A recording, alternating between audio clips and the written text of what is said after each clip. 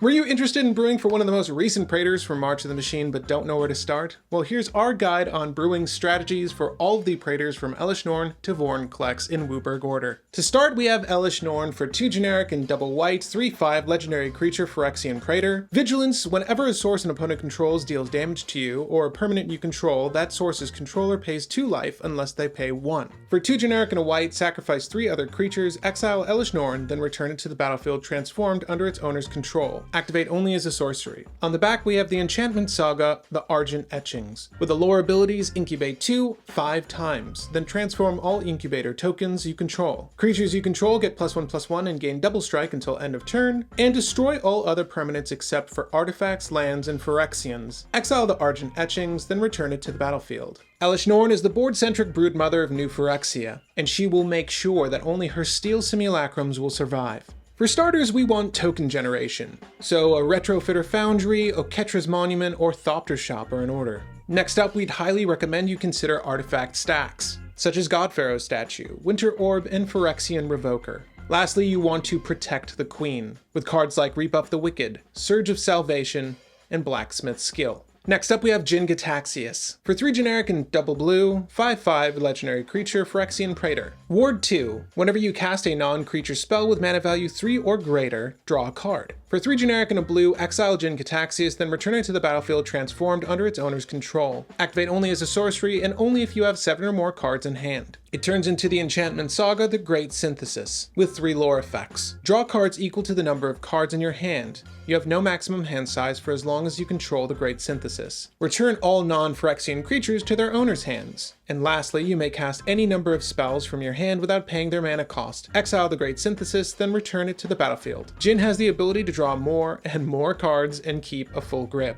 If you don't force Jin to use his cards, he'll draw more and be able to cast more spells for free. In general, to keep a flush hand, we recommend cards that draw off of Jin. And speaking of draw, you'll want a full suite of draw effects, such as Verity Circle, Pull from Tomorrow, and Gush. For our stacks package, Godpharaoh's Statue, Mindlock Orb, and Static Orb. Lastly, you're in blue, so consider some control magic with Mindbreak Trap, Disrupting Shoal, and Submerge. Next we have Sheoldred. For 3 generic and double black, 4/5 legendary creature Phyrexian Praetor. Menace. When Sheoldred enters the battlefield, each opponent sacrifices a non-token creature or planeswalker. For 4 generic and 1 black, exile Sheoldred, then return it to the battlefield transformed under its owner's control. Activate only as a sorcery and only if an opponent has 8 or more cards in their graveyard. You'll get the Enchantment Saga, the True Scriptures, with 3 lore effects. For each opponent, destroy up to 1 target creature or planeswalker that player controls. Each opponent discards 3 cards, then mills 3 cards. Put all creature cards from all graveyards onto the battlefield under your control. Exile the True Scriptures, then return it to the battlefield. Well, you can't lose if your opponents can't play, so shred their board in hand until you hit 8 in the grave. Then beat them down with their own creatures. For this strategy, we want to fill graves with cards like Mesmeric Orb,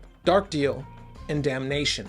Next, we want to make our opponents hellbent with cards like Bottomless Pit, Necrogen Mist, and Hundin of Night's Reach. Lastly, we want to leverage her ETB as much as possible with cards like Conjurer's Closet, a Sacrifice Effect, and Reanimate, or simply bringing her back with Malachor Rebirth. Next up we have Urabrask for 2 generic and double red, 4/4 legendary creature Phyrexian Praetor. First Strike. Whenever you cast an instant or sorcery spell, Urabrask deals 1 damage to target opponent. Add 1 red. Pay a red, exile Urabrask, then return it to the battlefield transformed under its owner's control. Activate only as a sorcery and only if you've cast 3 or more instant and or sorcery spells this turn. You'll get the Enchantment Saga, the Great Work, with 3 lore effects. The Great Work deals 3 damage to target opponent and each creature they control. Create 3 treasure tokens. Until end of turn, you may cast instant and sorcery spells from any graveyard. If a spell cast this way would be put into a graveyard, exile it instead. Exile the Great Work, then return it to the battlefield. Birgie's a great commander, but how about we make her give a little less mana off the cast,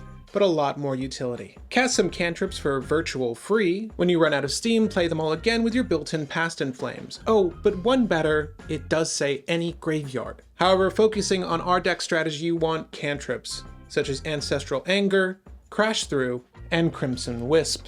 Next up, we'll want more mana for all the spells we'll be casting. So cards like Birgie, God of Storytelling, Runaway Steamkin, and Stormkiln Artist are a must. Insofar as win cons are concerned, consider Underworld Breach lines of play, a reiterated Jeska's Will, a definite favorite of mine, and Dualcaster Mage with any Heat Shimmer or Twin Flame effect. Lastly, we have Vorinclex for 3 generic and double green, a 6/6 legendary creature Phyrexian Praetor, Trample, Reach. When Vorinclex enters the battlefield, search your library for up to 2 forest cards, reveal them, put them into your hand, then shuffle. For 6 generic and 2 green, exile Vorinclex, then return it to the battlefield transformed under its owner's control. Activate only as a sorcery. On the flip, you'll get an Enchantment Saga, the Grand Evolution, with 3 lore effects. Mill 10 cards. Put up to 2 creature cards from among the milled cards onto the battlefield. Distribute 7 +1/+1 counters among any number of target creatures you control. Until end of turn, creatures you control gain pay 1. This creature fights target creature you don't control. Exile the Grand Evolution, then return it to the battlefield. Whoo! Draw some creatures, make them big, and make your opponent's creatures unalive. On top of being a good value in control Praetor, you also get lands to ramp harder. Speaking of ramp, you should definitely consider Azusa Lost But Seeking,